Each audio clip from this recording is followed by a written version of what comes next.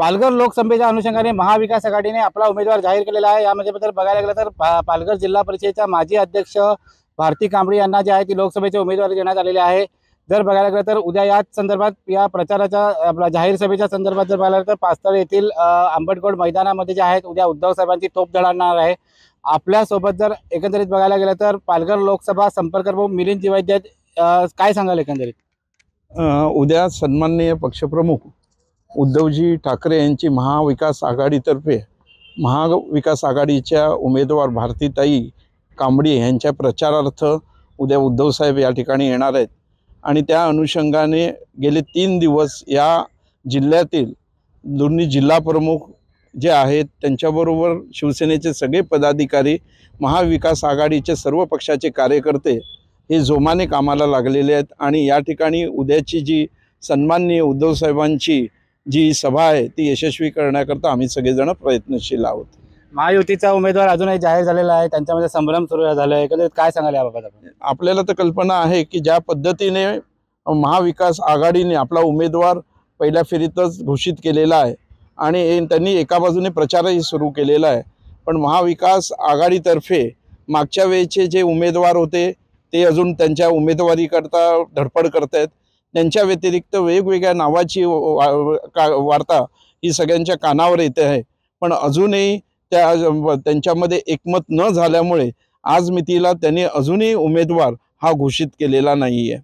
एकंदरीत पालघर जिल्ह्यामध्ये अनेक प्रश्न आहेत, जे बघायला गेलं तर वाढवण बंदर असेल, अशा अनेक प्रश्नाला जे आहेत त्या संदर्भात आपला उमेदवार कुठल्या अनुषंगाने जे आहे ते उमेदवाराच्या प्रचाराला सामोरे जाणार आहे? आमचा उमेदवार सक्षम आहे, त्यांनी जिल्हा परिषदेचं अध्यक्षपद भूषवलेलं आहे आणि त्या महिला आहेत, त्यामुळे एक वेगळी सहानुभूती पालघरवासियांची आमच्या उमेदवाराच्या बाबतीत आहे।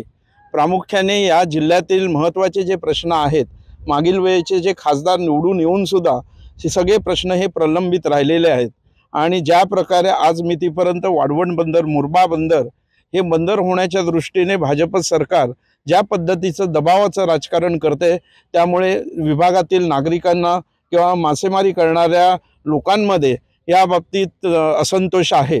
त्या व्यतिरिक्त बरेचसे प्रकल्प या ठिकाणी राबवले जात आहेत, बुलेट ट्रेनचं म्हणा किंवा गॅस पाईपलाईन म्हणा किंवा इतर कामासाठी भूसंपादनाचा जो प्रकार किंवा दडपशाही जी चाललेली आहे त्या दडपशाही विरुद्धही आम्हाला आवाज उठवायचा आहे। त्या व्यतिरिक्त आरोग्य सेवा म्हणा किंवा कुपोषणाचा महत्त्वाचा प्रश्न जो ग्रामीण भागात आहे, पाण्याची चणचण आहे, असे एक नाही अनेक प्रश्न जे ह्या पालघरवासियांच्या दृष्टीने महत्त्वाचे आहेत आणि महाआघाडीचा महायुतीचा उमेदवार मागच्या वेळेला असून या प्रश्नाकरता त्यांनी जातीने लक्ष न दिल्यामुळे संपूर्ण त्या उमेदवाराबद्दल मागच्या सगळ्या त्यांच्या कामकाजाबद्दल एक असंतोषाची भावना ही पालघरवासियांची मध्ये आहे आणि त्याचा नक्कीच फायदा आमच्या उमेदवाराला मिळेल असं मला स्वतःला वाटतं।